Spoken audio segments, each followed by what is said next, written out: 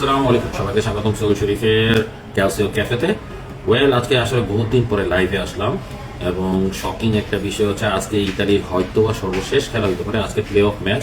এবং এই play of ম্যাচে যদি ইতালি জিততে পারে তাহলে ওয়ার্ল্ড কাপ খেলতে পারবে। ইতালি নিয়ে ওয়ার্ল্ড কাপ খেলতে পারবে নিয়ে একটা কথা তো অবশ্যই বলতে হয়, কারণ হচ্ছে ইতালি কিন্তু 4 বারের বিশ্বকাপ চ্যাম্পিয়ন ছিল, যেটা কিন্তু টানা 3য়বারের মতো ওয়ার্ল্ড কাপ বাদ পড়ার একটা সম্ভাবনা চলে গিয়েছে। কিন্তু 2018 সালে প্রথমবারের মতো 60 বছর পরে ইতালি কোয়ালিফাই করে ওয়ার্ল্ড কাপে শকিংলি। তারপরে 2022 সালেও তারা কোয়ালিফাই করে না এবং এইবারও তারা ডিরেক্টলি কোয়ালিফাই করতে পারেনি। আনফর্চুনেটলি তারা প্লে অফ খেলতেছে। প্লে অফের প্রথম ম্যাচটা নর্দার্ন আয়ারল্যান্ডকে 2-0 করে হারায় এবং 2-0 করে হারার উপরে এখন ফাইনাল ম্যাচটা হবে বসনিয়ান হার্জেগোভিনার সাথে। তো ওদের এবং খেলাটা হবে বসনিয়া হার্জেগোভিনার মাঠে এবং এখানে অবশ্যই বসনিয়া হার্জেগোভিনাকে হারাইতে হবে তাদেরকে। আজকে রাত 1:45টার সময় রাত 1:45 মানে 12:45-এ খেলাটা হবে। তো কিংডি আমরা যদি বলি বসনিয়ার মাঠের অবস্থা খারাপ, সেই হিসেবে কিন্তু আসলে আমাদের ইতালি ফ্যানদের কমপ্লেন করা উচিত না, কারণ হচ্ছে হিসাব যদি বলি ইতালি কিন্তু নিজস্ব স্টেডিয়ামই নাই, সেই জায়গায় নিজস্ব স্টেডিয়ামের 90% স্টেডিয়ামগুলো কিন্তু মাঠের অবস্থা খারাপ। ইউরোপিয়ান দলগুলো যখন চ্যাম্পিয়ন্স লিগের জন্য খেলতে এসে কিন্তু প্রত্যেকটা দলই কিন্তু কমপ্লেন করে যে ইতালির ঘাসের অবস্থা খারাপ, ইতালির মাঠের অবস্থা খারাপ, ইতালির টয়লেটগুলো খারাপ। সো সেই হিসাবে বসনিয়াতে গিয়ে তারা যদি এই কমপ্লেনটা করে সেটা কিন্তু অ্যাকসেপ্টেবল না। সো ইতালিকে অবশ্যই জিততে হবে ওয়ার্ল্ড কাপে কোয়ালিফাই করার জন্য। ইতালি ফ্যান আসলে বয়স হয়ে গেছে, প্রায় অনেক বছর ধরে ইতালি খেলা দেখে অভ্যস্ত এবং ইতালি বিশ্বকাপে না থাকলে ইউজুয়ালি বিশ্বকাপটা আমার তেমন মনোযোগ দেখা হয় না। যদিও 2018 এবং 2022 দুটোটা বিশ্বকাপ খুব এনজয় করেছি, স্পেশালি 2022টা এনজয় করেছি, যেটা আসলে কথা ম্যাক্সিমাম ইউরোপিয়ানরাই বলছিল এই ওয়ার্ল্ড কাপ বাজে হবে। তবে বলা যায় বাংলাদেশি ফ্যানদের জন্য আসলে ইমমর্টাল একটা ওয়ার্ল্ড কাপ হয়ে গেছে। মানে কাতার বিশ্বকাপটা আমার মনে হয় বাংলাদেশের 90% দর্শক কখনো ভুলবে না, কারণ তো আপনারা জানি আর্জেন্টিনা ওয়ার্ল্ড কাপ জিতেছে। তো আর্জেন্টিনা ফ্যানরা তো কখনোই ভুলবে না যে 2022 সালে তাদের প্রিয় মেসি ওয়ার্ল্ড কাপ জিতেছে। পাশাপাশি ব্রাজিল ফ্যানরাও কিন্তু কখনো ভুলবে না যে আর্জেন্টিনা বিশ্বকাপ 2022 সালে জিতে গিয়েছে। সো বাংলাদেশের মোটামুটি 80-90% ফ্যানরাই কিন্তু লাতিন আমেরিকা ফ্যান। সো সেই হিসাব করলেই কিন্তু বলা যাবে যে কখনোই এই বিশ্বকাপের কথাটা কেউ ভুলবে না। আবার আরেকদিকে আমরা মুসলিম জাতির একটু এক্সট্রিমিস্ট টাইপেরই, তো কাতার যেহেতু মুসলিম রাষ্ট্র সেই হিসেবে কিন্তু আমাদের মাথা মধ্যে আসছে যে মুসলিম রাষ্ট্রে খেলা হয়েছে, তো সেই হিসেবে আরো অনেক কিছু কিন্তু আমরা ভুলতে পারবো না। আগামী বিশ্বকাপ 2026-এর বিশ্বকাপটা কিন্তু 3টা রাষ্ট্রের মধ্যে খেলা হবে, মানে 3টা হোস্ট, আমেরিকা মানে ইউএসএ, এরপর কানাডা এবং মেক্সিকো, 3টা রাষ্ট্র মিলে করছে। একটা শকিং টুইস্ট হচ্ছে আর্জেন্টিনা কিন্তু গতবারে বিশ্বকাপ জিতে কিন্তু 3বার বিশ্বকাপ চ্যাম্পিয়ন হয়েছে। ইতালি যদি এবারে বাদ করে তাহলে 3বার বিশ্বকাপ তারা খেলতে পারবে না। কিন্তু বাংলাদেশি শুধু বলবো না, বিশ্বের ম্যাক্সিমাম সমর্থকরাই কিন্তু ধারণা করে নিচ্ছে ইতালি বসনিয়াকে হারিয়ে দিবে। ভাগ্যিস ইতালি ওয়েলসের মুখোমুখি হয় নাই। তো এইসব যদি আমরা হিসাব করি, আমি আবার এসি মিলান ফ্যান, তো সেই হিসাব করলে আরেকটা জিনিসও কিন্তু ইনক্লুড করবো, এসি মিলান অথবা সিরিয়াতে যারা খেলে তারা কিন্তু শক্তিশালী দলের বিরুদ্ধে কিন্তু ভালো খেলে, অপেক্ষাকৃত দুর্বল দলের বিরুদ্ধে কিন্তু ম্যাচ জিততে কষ্ট হয়ে যায়। যেমন গত ম্যাচটাই চিন্তা করেন, নর্দার্ন আয়ারল্যান্ডের বিরুদ্ধে 56 মিনিট পর্যন্ত অপেক্ষা করতে হয়েছে, প্রায় 20-25টা শট করেছে। তো 56 মিনিটের মাথায় তোনেলি ডি বক্সের বাহির থেকে একটা অলৌকিক শটের মাধ্যমে গোল দিয়ে কিন্তু ইতালিকে এগিয়ে নিয়ে গেছে। এই গোলের কথা বলাতে আরেকটা জিনিস বলতে হবে, ইতালি সর্বশেষ প্লে অফ ম্যাচ খেলেছিল কিন্তু 94 সালে বিশ্বকাপে, মানে বিশ্বকাপ কোয়ালিফিকেশনের সময় তারা কিন্তু প্লে অফ ম্যাচ খেলে তাদের কোয়ালিফাই করতে হয় এবং সেইবারই কিন্তু তারা প্লে অফ ম্যাচে গোল দিয়েছিল সর্বশেষ। তো 94 সাল থেকে 2026 সাল পর্যন্ত প্রথমবারের মতো তারা কিন্তু প্লে অফে গোল দিতে পেরেছে। আমি যদি 2018 সালে কোয়ালিফিকেশনের দিকে যাই, প্লে অফ ম্যাচে এসে সুইডেনের সাথে খেলে, প্রথম লিগে তারা 1-0 করে হেরে যায়, দ্বিতীয় লিগে 0-0 করে ড্রপ করে তারা বাদই পড়ে যায়, তো কোনো গোল দিতে পারেনি। 2022 সালে প্লে অফে তারা নর্থ মেসিডোনিয়ার বিরুদ্ধে খেলে এবং নর্থ মেসিডোনিয়া 93 মিনিটের সময় গিয়ে গোল দেয়, তো ফলাফল 1-0 করে ইতালি বাদ করে যায়। তো বলা যায় 8 বছর পরে কিন্তু কোন একটা প্লে অফ ম্যাচের মধ্যে ইতালি গোল করতে পেরেছে এবং সেই গোলটাও করতে পেরেছে 20টা শটের পরে তন্নালি অলৌকিক একটা গোলের মাধ্যমে। হ্যাঁ, পরবর্তীতে ময়েসে কেন আরেকটা গোল দিয়ে 2-0 করে এগিয়ে নিয়ে যায়। কিন্তু ওই যে বিষয়টা যেটা বললাম, নর্দার্ন আয়ারল্যান্ডের বিরুদ্ধে যদি গোল দিতে তাদের একটু হিমশিম খেয়ে যেতে হয়, আমার কাছে কেন জানি মনে হচ্ছে বসনিয়ার বিরুদ্ধে তাদের গোল দিতে আরো কষ্ট হবে। কারণ কি, নর্দার্ন আয়ারল্যান্ডের ডিফেন্স এইবারে কোয়ালিফিকেশনের যতগুলো টিম আছে তার মধ্যে সবচেয়ে বাজে ছিল।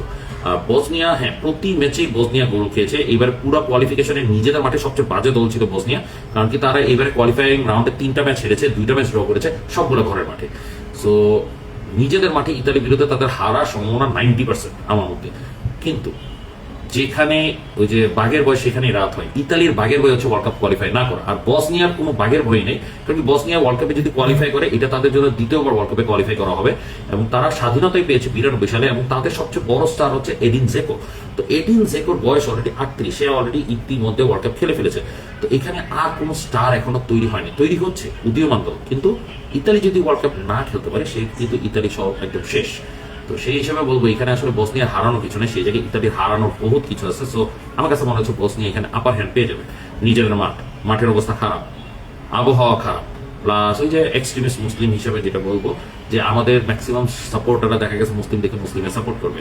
তবে হ্যাঁ, ইতালি ফ্যানও কম না, আমরা ইতালি ফ্যানও যারা আছে তারাও কিন্তু কিছুটা এক্সট্রিমিস্ট। যেমন আমি স্বপ্নেই দেখি, আমি তো নরওয়ের বিরুদ্ধে ইতালিকে জিতায় পেরেছি, নরওয়ের বিরুদ্ধে আমি 6 গোলের প্রেডিকশনও দিয়েছিলাম। আনফর্চুনেটলি ঠিক উল্টাটা হয়েছে, 4 গোলে আমরা হেরে গেছি। এবং বলা যায় যে ওই ম্যাচে হারার পর থেকে এখন পর্যন্ত আসল কথা কোনো লাইভ সেশনে আমি যাইনি, কিছুটা লজ্জায়, কিছুটা মেজাজ খারাপ, তো সবকিছু মিলে আসলে লাইভ সেশনে যাওয়া হয়নি। তো আজকে লাইভ সেশনে আসার পিছিয়ে একটাই মাত্র কারণ, হয়তোবা এটা সর্বশেষ ম্যাচ হইতে পারে। যদি ইতালি বাদ করে যায় তাহলে হয়তোবা আমার আর কখনো ফুটবল খেলা দেখার সম্ভাবনা হবে না, কিন্তু এটা আসলে সম্ভব না। তো এখন একটু প্রশ্নে যায় Omar Yusuf Mahi. Hello Omar Yusuf, thank you question করার জন্য। রেতিগোয়ের জায়গায় এসপোসিতোকে স্টার্ট করানো উচিত? ওয়েল না, আমি মনে করি রেতিগোয়েকে স্টার্ট করানো উচিত। রেতিগোয়ে এসপোসিতো অবশ্যই ভালো। আমি যদি কম্পেয়ার করি ময়েসে কিন, রেতিগোয়ে এবং এসপোসিতো তিনজনের মধ্যে আমি যদি কম্পেয়ার করি, আমি 1 নম্বরে রাখবো এসপোসিতোকে। মানে ট্যালেন্ট যদি হিসাব করা হয়, ট্যালেন্টের মধ্যে এসপোসিতো সবচেয়ে বেশি ট্যালেন্টেড একটা প্লেয়ার, আর Retegui is kind of like poacher striker. তো ইতালি গাতুসোর যে ট্যাকটিক্স অনুসারে একজন পোচার স্ট্রাইকারের প্রয়োজন পড়ে। ময়েসে কিন পোচার স্ট্রাইকার হিসেবে কাজ করার চেষ্টা করতে পারে, কিন্তু ময়েসে কিন more of a build up striker হিসেবে কাজ করে। সো বিল্ড আপ স্ট্রাইকার যেমন দরকার, তো এসপোসিতো যেটা কমপ্লিট নাম্বার 9 হিসেবে কাজ করবে, এবং ইয়াং একটা ছেলে, সো ডিফেন্স ব্রেক করা খুব ইম্পর্টেন্ট। আমরা যদি এই মৌসুমে ইন্টার মিলানে খেলা দেখি তাহলে দেখা যাবে ইন্টার মিলান যখনই ছোট দলের বিরুদ্ধে খেলেছেন তখন কিন্তু এসপোসিতো মেনলি স্ট্রাইকার হিসেবে খেলে না। তখন দেখা যায় এসপোসিতোর বদলে ওইখানে দেখা যায় মার্টিনেজ খেলে, যদিও মার্টিনেজ ম্যাক্সিমাম সময় ইনজুরিতে ছিল, তাহলে মার্কাস থুরাম ইউজুয়ালি খেলে। তাদের দায়িত্ব থাকে হচ্ছে বিল্ড আপ স্ট্রাইকার হিসেবে খেলার জন্য, এবং এসপোসিতো তখন খেলা হচ্ছে মোর অফ পোচার স্ট্রাইকার হিসেবে। তো এখানে যদি আমাদেরকে এসপোসিতোকে খেলাইতে হয় তাহলে ময়েসে কিনের বদলে আমাদেরকে হয়তো বা রাসপাদোরিকে খেলাইতে হতে পারে। সো আমি মনে করি ডিফেন্স ব্রেক করার জন্য রেতেগো এবং ময়েসে কিন যথেষ্ট ভালো। আনফর্চুনেটলি দুটোটা প্লেয়ারই গোল পাচ্ছে না, কিন্তু গোল কিন্তু পেয়ে গেলে কিন্তু তারা কিন্তু ভালো করবে। আর রেতেগোয়ে কিন্তু এবারে কোয়ালিফিকেশনে শুধুমাত্র 2টা ম্যাচে গোল পায় নাই, সেটা হচ্ছে গত ম্যাচে নর্দার্ন আয়ারল্যান্ডের বিরুদ্ধে, আর প্রথম ম্যাচ যেটা নরওয়ের বিরুদ্ধে ইতালি হারে সেই ম্যাচে শুধুমাত্র রেতেগোয়ে গোল পায়নি, আর লাস্ট ম্যাচ যেটা নর্দার্ন আয়ারল্যান্ডের বিরুদ্ধে যেটা সে গোল পায়নি। এছাড়া কিন্তু প্রত্যেকটা ম্যাচে কিন্তু রেতেগোয়ের একটা অ্যাটলিস্ট গোল আছে, নাহলে অ্যাসিস্ট আছে। তো সেই হিসাব যদি আমরা করি, সেই হিসাব করলে রেতেগোয়েকে আমাদের খেলানো দরকার। এখন ময়েসে কিনের বিষয়টা আসি, ময়েসে কিনকে আমি পার্সোনালি মনে করি খেলানো দরকার, কারণ কি গাতুসো যে ট্যাকটিকে খেলতেছে সেটা হচ্ছে 3-5-2। তো 3-5-2 খেলাতে রাইট সাইডে খেলতেছে পলিতানো, তো সেই পলিতানো আসল কথা উইং ব্যাক হিসেবে কাজ করার থেকে রাইট উইঙ্গার হিসেবে কাজ করে, এবং রেতেগোয়ে সেন্ট্রাল স্ট্রাইকার হিসেবে কাজ করে, ময়েসে কিন লেফট উইঙ্গে শিফট করবে, এবং আবার ডিমার্কো যখন উপরে উঠে যাবে তখন কিন্তু আবার ময়েসে কিন রাইট উইঙ্গে শিফট করবে, Politano as a central attacking midfielder হিসেবে কাজ করবে। তো সবকিছু মিলাইলে দেখা যায় আপনার ময়েসে কিন এবং রেতেগোয়ে এই তিনজনকে রাখানো দরকার। তো এরপরে প্রশ্ন আসছে, ইতালি কোয়ালিফাই করলে ইতালি ওয়ার্ল্ড কাপ নিবে, মার্ক মাই ওয়ার্ড। ভাই রেসপেক্ট টুরজু আহমেদ ভাই, আমি 100% আপনাকে বলতেছি। আমি ইতিমধ্যে 2024 সালে জুন মাসে অলরেডি প্রেডিকশন দিয়ে দিছি।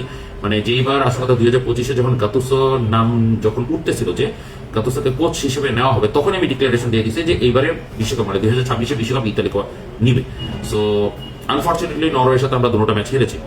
সেই হিসাব যদি করি, আমার কিন্তু সবগুলো লাইনেই কিন্তু চলতেছে। এইবারে কিন্তু ইতালি ডিফারেন্ট অ্যাপ্রোচে খেলতেছে, ইতালি কিন্তু প্রচুর পরিমাণ শট দিচ্ছে। এর আগে কিন্তু ইতালির এই জিনিসটা দেখা যায়নি যে ইতালি সমানে শুট করবে, সমানে গোল করার চেষ্টা করবে। আনফর্চুনেটলি ইতালিয়ান প্লেয়াররা আগের লেভেলে নাই। মানে আমরা যদি রেতেগোয়ে এবং ময়েসে কিনকে কম্পেয়ার করি with Vieri, Totti, Toni, even Gilardino, Pippo Inzaghi, ওদের সাথে যদি কম্পেয়ার করি, রেতেগোয়ে এবং ময়েসে কিন আসলে সেই লেভেলের স্ট্রাইকার না। সেই জায়গায় কিন্তু গাতুসোর ইতালি কিন্তু সমানে গোল দেওয়ার ট্রাই করতেছে। সো আমি মনে করি হ্যাঁ, তারা কোয়ালিফাই করলে ওয়ার্ল্ড কাপ নিয়ে যাওয়ার সম্ভাবনা আছে। এবং আপনি যদি দেখেন প্লে অফ ম্যাচটা যদি জিততে পারে, ওয়ার্ল্ড কাপে যদি যায়, তারা গ্রুপ বিতে ঢুকবে। আনফর্চুনেটলি তারা মানে যেইভাবে সিস্টেমটা করেছিল তাদের হোস্ট নেশনকে ভালো মতো উঠানোর জন্য, সেই জায়গায় কিন্তু ইতালি সুইজারল্যান্ড এক গ্রুপে পড়ে যাওয়ায় হোস্ট নেশন বাদ পড়ার সম্ভাবনা আছে। তো তুরজু আহমেদ ভাই, আপনাকে থ্যাংক ইউ জানাচ্ছি আপনার এই কমেন্টের জন্য। এবং আমি আপনার এটা মার্ক করা লাগবে না ভাই, আমরা দুজন একই দলের সমর্থক, সেই হিসেবে আমরা দুজনই সাপোর্ট করি যে এবারে ইতালি কোয়ালিফাই করে যাবে। তো এখন পর্যন্ত যা যা বললাম এগুলো আমার পার্সোনাল ওপিনিয়ন, আমার আসল কথা কোনো স্ট্যাটিস্টিক্স বা এগুলা হিসাব করে আমার আলোচনা তেমন একটা করি না। তো এবারে কোয়ালিফাই নিয়ে একটু আলোচনা করি।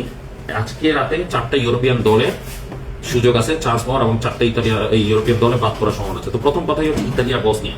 এখন বসনিয়া নিয়ে একটু কথা বলি, ইতালি নিয়ে বহুত বলেছি। বসনিয়া পার্সোনালি এডিন জেকো এবং এর আগে ছিল মিরালিম জানিচ, তো এই দুইজনের জন্য কিন্তু আসলে বসনিয়াকে আমি খুব পছন্দ করতাম না। মুসলিম একটা রাষ্ট্র, প্লাস বসনিয়াতে একটা পিরামিড আছে, সো ঐতিহাসিক বা বিভিন্ন জিওগ্রাফিক্যাল ইস্যু অনুসারে বসনিয়াকে কিন্তু আমি সাপোর্ট করি। Not only that, world war ওয়ানের সময় কিন্তু বসনিয়া এবং সার্বিয়ান মুসলিম মিলে কিন্তু কিং ফার্ডিন্যান্ড মানে ক্রাউন প্রিন্স ফার্ডিন্যান্ডকে হত্যা করে, তারপরেই কিন্তু ওয়ার্ল্ড ওয়ার শুরু হয়। সো বসনিয়া হিস্ট্রি কিন্তু আমি বহু বছর ধরে পড়ি, তো সেই হিসাবে পার্সোনালি কিন্তু বসনিয়া কোয়ালিফাই করুক সেটাও আমি চাই। তবে ইতালির বিরুদ্ধে খেলা সেই হিসেবে কিন্তু খুব কষ্ট লাগতেছে যে আমারই ফেভারিট দল ইতালি, যেই দলকে নিয়ে আমি স্বপ্ন দেখতেছি। এবং আমি পার্সোনালি বলছি, আমি প্রথম ওয়ার্ল্ড কাপ যেটা মনে আছে সেটা হচ্ছে 1994 এর ওয়ার্ল্ড কাপ, যেখানে রবার্তো বেজিও লাস্টে পেনাল্টি শুট আউট মিস করার পরে কান্দে, এবং নট অনলি দ্যাট, আমিও ফুটবলের জন্য শেষ কান্নাটা কাঁদছি সেইবার। তো ছোটবেলার যে ইমোশনটা আমার অলওয়েজ মনে হয় যে প্রতিশোধ নেওয়ার সময় আসবে, প্রতিশোধ নেওয়ার সময় আসবে। এবং শকিং বিষয়, আমি বয়স হয়ে গেছে এবং এই বয়সে এসে কিন্তু প্রতিশোধ দেওয়ার একটা যথেষ্ট সময় আছে। রবার্তো বেজিও এখনো বেঁচে আছে। এইবারে ওয়ার্ল্ড কাপটা হবে আমেরিকাতে, এবং ফাইনাল কিন্তু আমেরিকাতেই হবে। এবং এবারে ব্রাজিলের কোচ হচ্ছে আনচেলত্তি। হোপফুলি এবারে ফাইনাল যদি ব্রাজিল ভার্সেস ইতালি হয়, হোয়াই নট একটা প্রতিশোধ নেওয়ার একটা চান্স আছে। আমরা যদি খেয়াল করে দেখি, সেই ব্রাজিল কিন্তু চতুর্থ ওয়ার্ল্ড কাপটা নিচে কিন্তু ইতালিকে হারায় 1994-এ, এবং সেবারে পেনাল্টি শুট আউটে জিতছে। এবং সেবারে কিন্তু ব্রাজিল দলটা দুর্বল ছিল, ইতালি দলটা শক্তিশালী ছিল, সেই হিসাবে কিন্তু ব্রাজিলই কাপটা নিয়ে গেছে। এবারে কিন্তু ঠিক উল্টাটা, যে ব্রাজিল এবারে শক্তিশালী দল আনচেলত্তির আন্ডারে, যদিও গত ম্যাচগুলো গোল পাচ্ছে, কিন্তু আনচেলত্তির আন্ডারে ব্রাজিল কিছু না কিছু করে দেওয়া হয়, এটা সবার বিশ্বাস আছে। আর ইতালি একটা হাস্যকর দল, ইভেন টিভি রিপোর্টের মধ্যে বলেই দিছে ঘোড়ার ডিমের দল। সো ঘোড়ার ডিমের ইতালি দলটা যেহেতু প্লে অফ খেলে আসতেছে এবং নরওয়ের মতো দলের কাছে 4টা করে হেরে গেছে, সেই হিসাবে কিন্তু গাতুসো একটা ইমোশনাল কোচ, আমার ফেভারিট। আমি পার্সোনালি গাতুসোকে খুব পছন্দ করি, মানে আমার ফেভারিট 3টা প্লেয়ারের মধ্যে অবশ্যই মালদিনি, সবাই জানে আমাকে যারা ফলো করে। 2 নম্বরে আমি পিপ্পো ইনজাগিকে রাখি, 3 নম্বরে রাখি গাতুসো, নট কাকা। আমি এসি মিলানের সমর্থক, কিন্তু আমার কাকা কিন্তু আমার ফেভারিট। কাকা কিন্তু এখন বসনিয়া নিয়ে আসলে কথা কেউই পাত্তা দিচ্ছে না, সেই হিসাবে একটা জিনিস বলবো, বসনিয়া দলটা কিন্তু এত খারাপ না। ওয়েলসের মতো দলের বিরুদ্ধে তারা পিছিয়ে পরে ড্র করে কিন্তু তারা পেনাল্টি শুট আউটে জিতেছে। সো ওয়েলসের মতো দলকে আমরা ভয় পাচ্ছিলাম, সেই জায়গায় আমি বলবো পার্সোনালি ইতালির অবস্থা এতটাই খারাপ যে আমরা ওয়েলসের মতো দলকে ভয় পাচ্ছি। সেই জায়গায় ওয়েলসের জায়গায় ওয়েলসকে হারিয়ে বসনিয়া যেহেতু এসেছে, আমার মনে হয় না বসনিয়াকে আমাদের ফেলে দিলে হবে। আর বসনিয়া যে গ্রুপ থেকে আসে, সেই গ্রুপটা কিন্তু অস্ট্রিয়া ছিল তাদের থেকে শক্তিশালী দল। তো বসনিয়া কিন্তু মোটামুটি ভালো খেলেই আসছে, তারা অস্ট্রিয়ার কাছে হেরেছে আনফর্চুনেটলি। তাহলে কিন্তু কোয়ালিফিকেশন মানে প্লে অফ পর্যন্ত আসা লাগতো না, তারা কিন্তু সরাসরি কোয়ালিফাই করতো যদি অস্ট্রিয়াকে হারাইতে পারতো। তো বসনিয়াকে একদম ফেলে দিলেও কিন্তু হবে না। আর আরেকটা বিষয় বলবো, যেহেতু তাদের নিজস্ব মাঠে খেলা হবে, সেই হিসেবে কিন্তু আসলে বসনিয়াকে ভয় পাওয়া উচিত। তো আচ্ছা, বসনিয়া এবং ইতালি নিয়ে, ইতালি কিন্তু সর্বশেষ বিশ্বকাপ খেলেছিল 2014 সালে, সেই বিশ্বকাপে কিন্তু বসনিয়াও খেলেছিল, এবং বসনিয়া কিন্তু তারপরে এখনো বিশ্বকাপ কোয়ালিফাই করে না। তো এইবারে দেখা যাক কে কোয়ালিফাই করে 2014 সালে পরে। আর আরেকটা জিনিসও বলবো, ইতালি কিন্তু 2006 বিশ্বকাপে জয় পাওয়ার পরে কিন্তু শুধুমাত্র মাঝখানে ইংল্যান্ডকে হারাইতে পারছে, এছাড়া কিন্তু আর কোনো টিমের বিরুদ্ধে জয় পায়নি। তো এবারে দেখা যাক এই দুটো দলের মধ্যে কে যায়। তো বাদ বাকি যে 3টা খেলা হবে, একটা হচ্ছে চেক রিপাবলিক ভার্সেস ডেনমার্ক, তারপর কসোভো ভার্সেস তুর্কি, আর হচ্ছে সুইডেন ভার্সেস পোল্যান্ড। সুইডেন হচ্ছে সেই সুইডেন যে সুইডেন আসলে ইতালিকে হারিয়ে 2018 বিশ্বকাপে চলে যায়। তো সুইডেন ভার্সেস পোল্যান্ড, আমি পার্সোনালি মনে করি এই দুইটা দলই আসলে ওয়ার্ল্ড কাপ, মানে পার্সোনাল ওপিনিয়ন, যে এই দুইটা দলই কিন্তু ওয়ার্ল্ড কাপ ডিজার্ভ করে না, কিন্তু তাদের প্লেয়ার গুলো এতটাই ভালো যে ওকে লিভেন্ডোস্কি, অবভিয়াসলি লিভেন্ডোস্কির মতো বড় স্টার কিন্তু আমরা সবাই চিনি, বার্সেলোনার এই মুহূর্তে সুপারস্টার। সেই জায়গায় লিভেন্ডোস্কি যদি ওয়ার্ল্ড কাপে না খেলে, সেটা কিন্তু অনেকের জন্য কষ্টকর হয়ে যাবে, এবং এইবারে কিন্তু তার হলো শেষ বিশ্বকাপ। আবার আরেকদিকে হিসাব করলে সুইডেন দলটাও কিন্তু ডিজার্ভ করে, কারণ কি সুইডেন দলটা এইবারে মানে এইবারে অ্যাকচুয়ালি তারা ভালো না খেললো, সুইডেন কিন্তু একটা উদীয়মান দল, আলেকজান্ডার ইসাক যথেষ্ট ভালো খেলতেছে, এবং ফোর্সবার্গের জন্য শেষ বিশ্বকাপ, সেই হিসেবে কিন্তু তাদেরও একটা ডিজার্ভিং চান্স আছে। তবে পার্সোনালি যদি আমি মনে করি, পার্সোনালি বলবো যে পোল্যান্ডের যাওয়া উচিত, কারণ কি লিভেন্ডোস্কি তো ভালো খেলেই, প্লাস পোল্যান্ড কিন্তু এবারে কোয়ালিফিকেশন রাউন্ডে যথেষ্ট ভালো খেলেছিল, একটা কি 2টা ম্যাচ বাজে খেলাতে কিন্তু তারা প্লে অফে চলে আসে, মানে কিছুটা ইতালির মতো। অপর পাশে সুইডেন এবারে কোয়ালিফিকেশন রাউন্ডে খুবই বাজে খেলেছে, প্লে অফ যে ন্যাশনাল লিগের সিস্টেম সিডিং এর মাধ্যমে কিন্তু সুইডেন দলটা এবারে প্লে অফ খেলার সুযোগ পাচ্ছে। তো এই 2টা ম্যাচ নিয়েও একটু মনোযোগ রাখবো।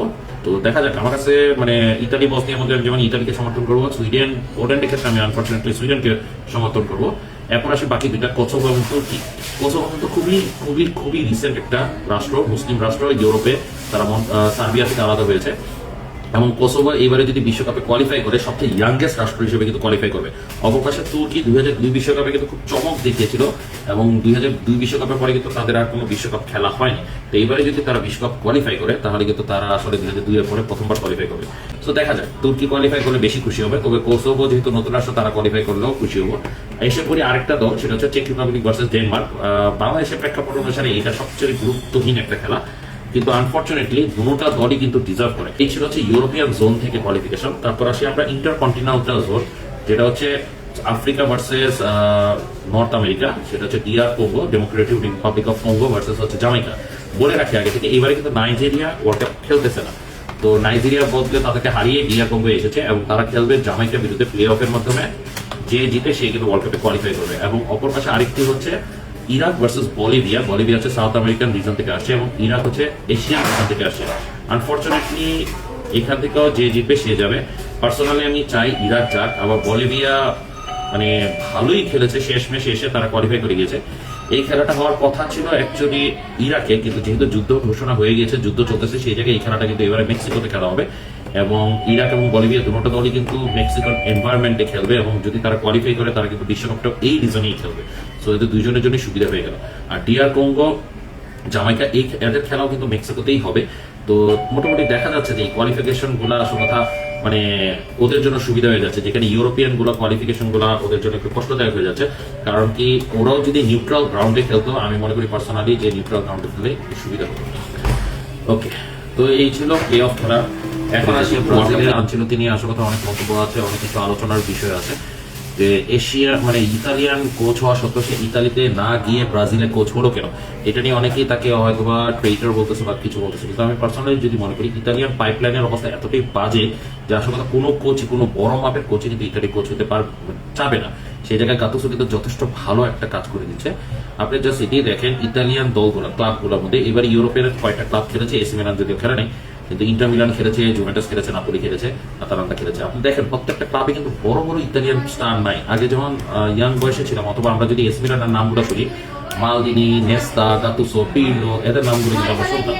তো সেই হিসাবে এখন দেখেন ইতালিয়ান প্লেয়ারদের কিন্তু নামই নাই। আপনি দেখেন ইন্টার মিলানে খেলে বাস্তনি, এখন একাবি যে জাতীয়ভাবে আসলে বয়স হয়ে গেছে, এরপর হচ্ছে দিমার্কো। তো দিমার্কোর রিপ্লেসমেন্ট হিসেবে কিন্তু আপাতত কেউ কিন্তু তৈরি হয়ে যায়নি। হ্যাঁ হচ্ছে, কিন্তু কথা হচ্ছে কেউ কিন্তু তৈরি হয়নি।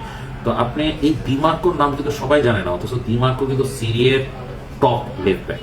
তো যেই সিরিয়ার টপ লেফট ব্যাক সে বিশ্ব তাকে চিনে না, এটা কিন্তু একটা খুব কষ্টদায়ক একটা বিষয়। মানে আপনি চিন্তা করেন আমরা যখন ইয়াং ছিলাম, যখন খেলা দেখতাম, জাকার্দো এই প্লেয়ারকে কিন্তু মানুষ চিনত, সে থার্ড চয়েস ডিফেন্ডার, সেই ডিফেন্ডারকে কিন্তু মানুষ চিনত। সেই জায়গায় এখন কিন্তু টপ ইতালিয়ান প্লেয়ারদেরকে চিনে না। এর পিছিয়ে কারণ হইতেছে নিজস্ব ক্লাবগুলো কিন্তু ইতালিয়ান প্লেয়ারদের খেলাচ্ছে না, এটা একটা বড় কারণ। 2 নম্বর কারণ হইতেছে টানা 2টা বিশ্বকাপ কোয়ালিফাই করে নাই। 3 নম্বর বিষয় হচ্ছে ছোটবেলা থেকে সবার একটা মাইন্ডসেট হয়ে গেছে ইতালি ডিফেন্সিভ টিম। আনফরচুনেটলি নরওয়ের বিরুদ্ধে এতগুলো করে হেরেছে, কিন্তু এখন কিন্তু ইতালি গোল স্কোরারের অভাব। এই রেতেগুয়ে এবং আপনি এটি দেখেন রেতেগুয়ের ক্ষেত্রে, রেতেগুয়ে কিন্তু সমানে গোল পাচ্ছে। সেই জায়গায় রেতেগুয়ে কিন্তু কোনো বড় ইউরোপিয়ান টিমে খেলে না, সে খেলতেছে সৌদি আরবিয়াতে। তো সৌদি আরবিয়ার একটা তাও নট টপ টায়ার টিম, মানে মিড লেভেল টিমে গিয়ে খেলতেছে। সো সেই হিসাবে আপনি যদি চিন্তা করেন ইতালিয়ান প্লেয়ারদের আপনি চিনবেন কি করে, তাদের মধ্যে যেমন স্যান্ডো টোনালিকে চেনা যাচ্ছে, নিউক্যাসল ইউনাইটেডে খেলতেছে এবং নিউক্যাসল ইউনাইটেড কিন্তু টপ টায়ার টিম না। আমরা যদি টপ টায়ারের দিকে যাই, সেই হিসাব করে দেখেন টপ টায়ারে কিন্তু কোনো প্লেয়ার নেই। আমরা টটেনহামে 2টা ইতালিয়ান খেলতেছে, সেই জায়গায় টটেনহাম কিন্তু রেলিগেশন জোনের কাছে। ব্রাইটনে একজন খেলতো যে খেলেনি, পরে লোনে চলে গেছে ফ্রেঞ্চ লিগে। তারপর গোলকিপার হিসেবে বিকারি হচ্ছে দোনারুমা খেলতেছে ম্যানচেস্টার সিটিতে। তো দোনারুমা আপনি চিন্তা করেন, সে যদি পিএসজিতে গিয়ে যদি না চ্যাম্পিয়ন্স লিগ জিততো তাহলে কি তাকে চিনতো? তার মধ্যে হ্যাঁ is a very good goalkeeper, but একটা গোলকিপারের যে অ্যাগ্রেশন, ম্যানুয়েল নোয়ারের মধ্যে যে অ্যাগ্রেশন গুলো ছিল, বা অলিভার কানের মধ্যে যে অ্যাগ্রেশন ছিল, ইভেন বুফনের মধ্যে যে অ্যাগ্রেশন গুলো ছিল, ইভেন ওবলাক অ্যাজ জেন্টলম্যান তার মধ্যে যে অ্যাগ্রেশন আছে, দোনারুমার মধ্যে কিন্তু সেই অ্যাগ্রেশন গুলো নাই। তো যেহেতু অ্যাগ্রেশন নাই, সেই হিসাব করলে তো আপনি আসলে অটোমেটিকলি তাদেরকে বলতে পারবেন না যে না he is a very good goalkeeper. কারণ কি ওই গোলকিপার হচ্ছে কাইন্ড অফ লাইক উইকেট কিপারদের মতো। উইকেট কিপার সারা টেস্টের মধ্যে সারাক্ষণ বসে বসে এই বল ওই বল গ্রিপ করতেছে, একটা বল মিস করছে, উইকেট কিপার বাজে মন্তব্য হয়ে গেল। সেই জায়গায় গোলকিপারও সেভ, সারাক্ষণ সেভ করতেছে, অলৌকিক সেভ করতেছে, অসাধারণ সেভ করতেছে, মানে একটা মিস্টেক করলো বাস দোনারুমা এত ভালো গোলকিপার। এই যে মন্তব্যের কারণে কিন্তু পিছিয়ে যাচ্ছে। এবং আনফরচুনেটলি ইতালি দলের সবচেয়ে বড় 2টা স্টারের নাম যদি আমরা জিজ্ঞেস করি, সেটা হচ্ছে দোনারুমা এবং সান্দ্রো টোনালি। এবং সেই ক্ষেত্রে আসলে বলা যায় যে মানে ইতালির অবস্থাটা এখন এই কারণে এত পিছিয়ে, প্লাস যেহেতু নিজস্ব লিগের প্লেয়ার মানে নিজস্ব ক্লাবগুলো তাদের খেলাচ্ছে না, মানে ডিমার্কোর রিপ্লেসমেন্ট নাই বলে ডিমার্কো কিন্তু খেলতেছে। বাস্তোনি আসলে ট্যালেন্টেড, স্কালভিনি ট্যালেন্টেড, কিন্তু এরা ইনজুরির কারণে কিন্তু মেইনলি পিছিয়ে যাচ্ছে। তো সেই হিসাবে কিন্তু ইতালির হাইটটা কিন্তু আগের মতো নাই। আপনি যেমন ধরেন এস্তাভিও, ব্রাজিলের সম্ভবত এস্তাভিও, তো এই এস্তাভিও 18 নাকি 19 বছর বয়স, তাকে নিয়ে কিন্তু সমানে হাইপ উঠতেছে, সেই জায়গায় এসপোসিতো নিয়ে কিন্তু হাইপ উঠছে না। তো এটার পিছিয়ে দায়ী আমি 100% দিব ইতালিয়ান মিডিয়াকে, কারণ ইতালিয়ান মিডিয়া যতটা না ইতালিয়ান প্লেয়ারদের সুনাম করবে তার থেকে বেশি দুর্নাম করতে ব্যস্ত। আপনি জাস্ট এই জিনিসটা দেখেন, Mario Barwuah Balotelli one of the top talent, তো এই ছেলেটার কিন্তু ক্যারিয়ারটা শেষ একমাত্র মিডিয়ার কারণে, যে বালোতেলি এই জায়গায় ভুল কাজ করতেছে, এই জায়গায় ভুল কাজ করতেছে। কিন্তু বালোতেলির একটা খুব সুন্দর কাহিনী আছে, ম্যানচেস্টার সিটিতে সে যখন গিয়েছিল একবার সে অটোগ্রাফ দিচ্ছিল, অটোগ্রাফ দিতে একটা ইয়াং স্কুল স্টুডেন্টকে দেখছে, ঠিক আছে জিজ্ঞেস করছে তুমি স্কুলে না গিয়ে এখানে কি করো, সে বলছে যে আমি স্কুলে না গিয়ে আমি স্কুলে বুলি হই তাই আমি স্কুলে যাচ্ছি না। তখন তাকে ড্রাইভ করে নিয়ে গেছে, সে নিজে ড্রাইভ করে নিয়ে গেছে, নিয়ে গিয়ে স্কুলে গিয়ে চেক করে চিল্লাচিল্লি করে, স্কুলে গিয়ে সে স্যারের সাথে কথা বলছে এবং সকল স্টুডেন্টকে আনায় সে জাস্ট আলোচনা করছে যে এই ফ্রেন্ড, সে আমার ফ্রেন্ড, আমি তার সাথে খুব মজা করি, মানে জাস্ট পরিচয় করাই দিয়েছে যে এই ছেলেটা আমার পরিচিত। তো এত যেটা হয়েছে বুলি যারা করছে, বুলি গুলা কিন্তু আর বুলি করে নাই, এইভাবে করে কিন্তু সে হিউম্যানিটি চিনেছে। এই জিনিসটা কিন্তু কোনো সাংবাদিক আলোচনা করে নাই, কোনো সংবাদ মাধ্যমে কিন্তু এটা পান নাই, এটা ফেসবুক অথবা সোশ্যাল মিডিয়াতে ঘোরাঘুরি করছে।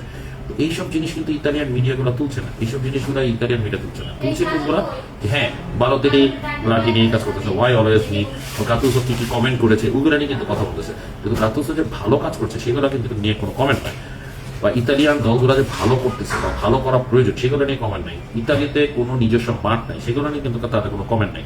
কি নতুন মাঠ বানাইতে গিয়ে পরিবেশ নষ্ট হয় সেটা নিয়ে কমেন্ট আছে, কিন্তু নতুন মাঠ প্রয়োজন একটা ক্লাবের সেটা নিয়ে কোনো কমেন্ট।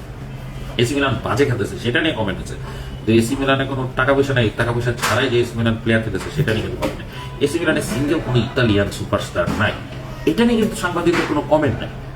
কমেন্ট আছে কি ইতালিয়ানদের টাকা নেই, কিন্তু কথা হচ্ছে Samuel Richie is not a big superstar. Italian club কেন ইতালিয়ান প্লেয়ারদের নিচ্ছে না সেটা প্রশ্ন কে করবে? আমি বাংলাদেশে বসে প্রশ্ন করবো? নো, এটা ইতালিয়ানদের প্রশ্ন করা হচ্ছে, তাদের দেশ, তাদের ক্লাব, আমার না। আমি তাদের পছন্দ করি, কিন্তু আমি তো তাদের ওনার না।